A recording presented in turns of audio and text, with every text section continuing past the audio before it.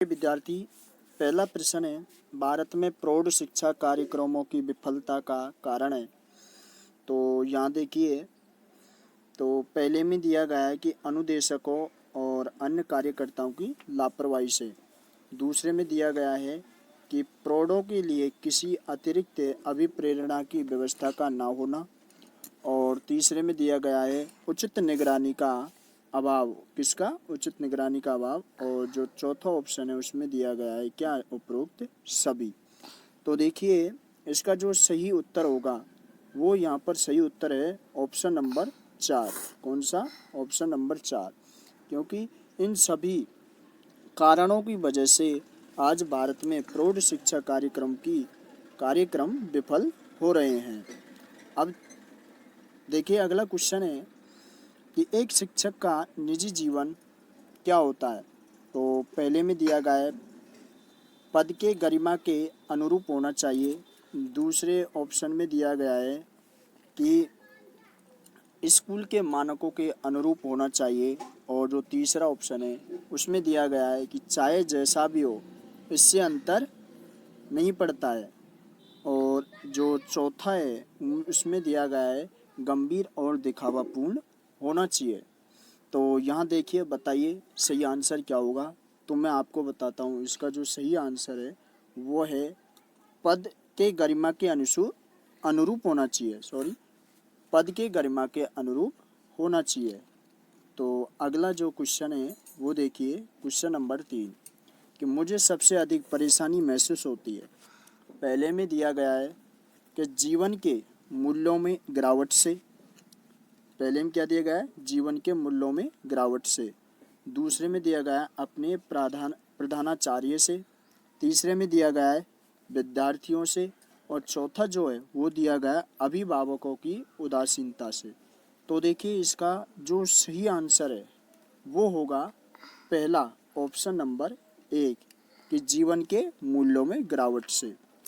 अब इससे अगला क्वेश्चन है क्वेश्चन नंबर 4। देखिए, आप यदि सह शिक्षा स्कूल में पढ़ाते हैं तो आप पहले में दिया गया है कि सब पर समान रूप से ध्यान देंगे। दूसरे में दिया गया है कि मेधावी लड़कियों पर अधिक ध्यान देंगे। तीसरा जो दिया गया है कि लड़कों पर अधिक ध्यान देंगे। चौथे में दिया गया है कि सभी लड़कियों पर समान रूप से अधिक ध्यान देंगे।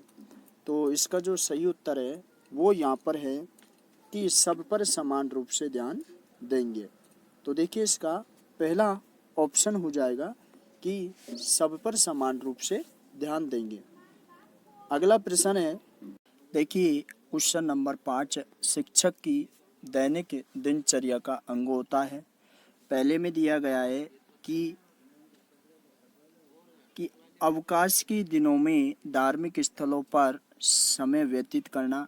दूसरे में दिया गया है कि विद्यार्थियों में अधिगम की दर को बढ़ाने के लिए निरंतर चिंतनशील रहना और कक्षा में निरंतर नवीन प्रयोग करना। तीसरा जो ऑप्शन दिया गया उसमें दिया गया है कि नित्य प्रतिदिन वाचनालय जाना और पत्र पत्रिकाओं का अनवरत अध्ययन करना। ऑप्शन नंबर 4 में दिया गया है कि 2। अब देखिए, यहाँ पर ये 2 है ना, इसको 3 कर लो। कितना कर लो? 3। तो यहाँ पर ऑप्शन नंबर 4 में दिया गया है कि 2 एवं 3 दोनों ही। तो यहाँ पर इसका सही उत्तर होगा एकदम सटीक उत्तर। तो मैं आपको बताने जा रहा हूँ। देखिए, ऑप्शन नंबर 4 जिसमें है 2 एवं दोनों ही, जिसमें 2 एवं कौन सा है? 3 है, दोनों ही है। कौन सा? 2 एवं 3 दोनों है।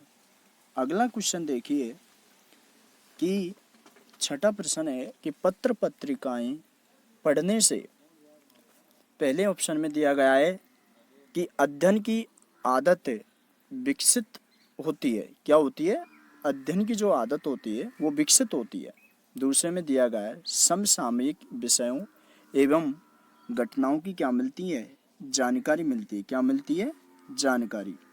इसके बाद ऑप्शन नंबर 3 में दिया गया है 1 व 2 दोनों ही हैं। और ऑप्शन नंबर 4 जो है उसमें क्या दिया गया है? कि इनमें से कोई नहीं।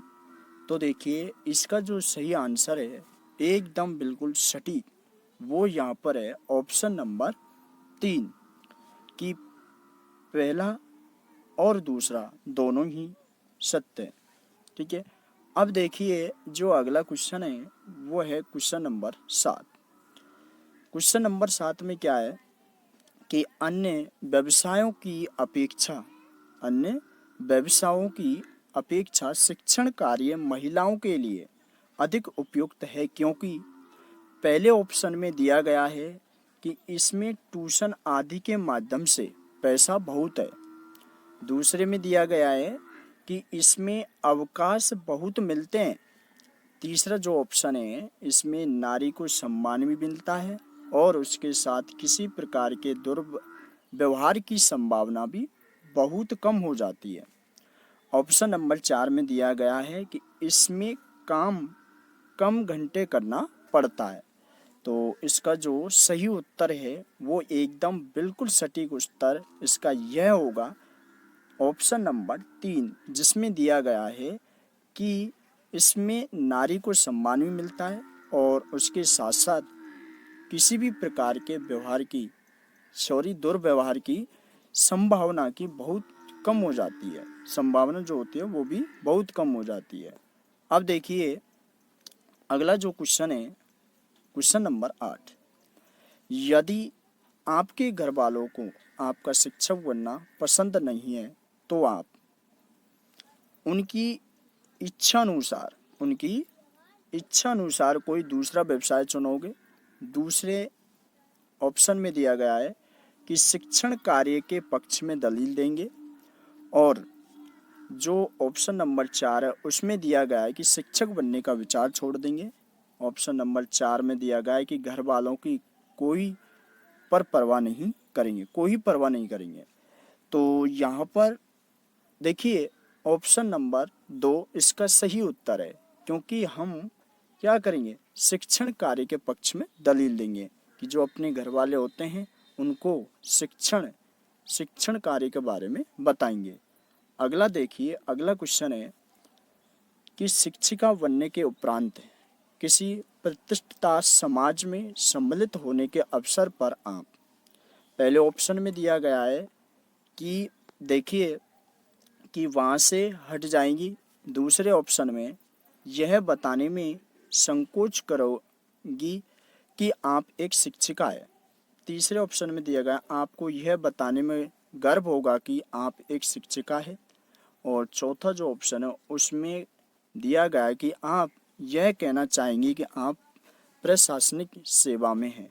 तो इसका जो सही उत्तर है वो यह है कि आपको यह बताने में गर्व होगा कि आप एक शिक्षिका।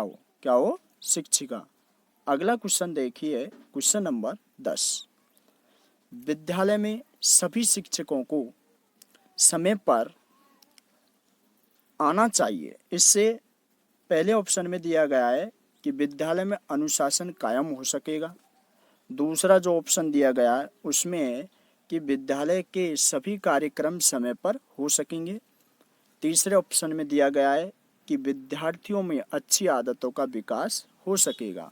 और जो ऑप्शन नंबर 4 है ऑप्शन नंबर जो 4 है उसमें दिया गया है उपरोक्त सभी।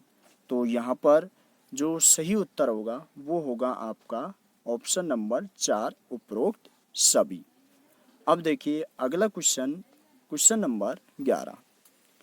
आप एक प्रभावी शिक्षक के लिए यह आवश्यक नहीं मानते हैं कि वह विषय को रोचक बनाता हो।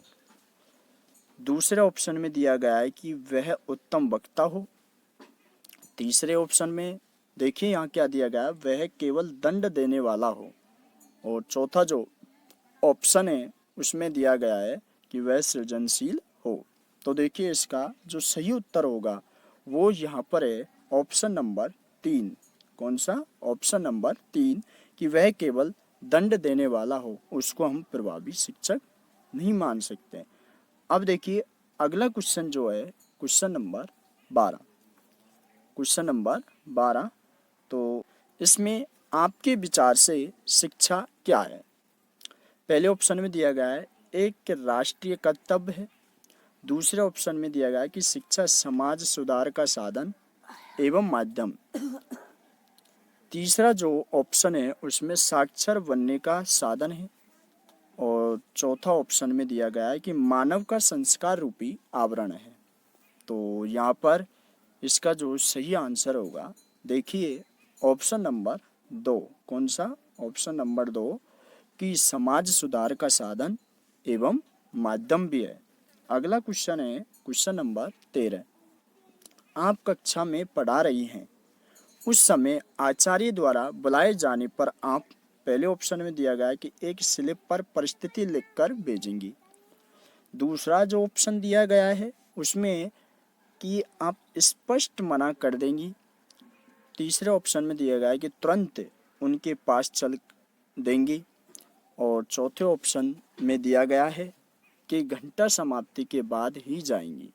तो देखिए इसका सही उत्तर यह होगा, देखिए इसमें ऑप्शन नंबर 1 कि आप एक स्लिप पर परिस्थिति लिखकर भेजेंगी, कि उनको बताओगी आप, जब तक आप उनको स्लिप में लिखकर नहीं दोगी, जिससे क्या है कि स्लिप में लिखकर देने से उनको भी भरोसा हो जाता है और इधर से आगे जाके वो भी समझ जाते हैं कि थोड़ी देर बाद में आ जाएगी।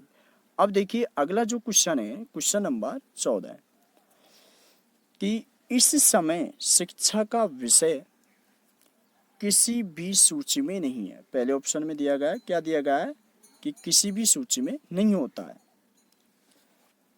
देखिए दूसरे ऑप्शन में है संघ सूची में है, तीसरे ऑप्शन में दिया गया है समवर्ती सूची में है, और चौथा जो ऑप्शन में दिया गया वो है राज्य सूची में। तो यहाँ हम देखने को मिलता है कि शिक्षा का जो विषय है वो केवल ऑप्शन नंबर 3 किसमें है? समवर्ती सूची में। किसमें है? समवर्ती सूची में। अब अगला क्वेश्चन देखिए क्वेश्चन नंबर 15 है कि शिक्षण कार्य। तो देखिए शिक्षण कार्य कौन व्यक्ति कर सकता है?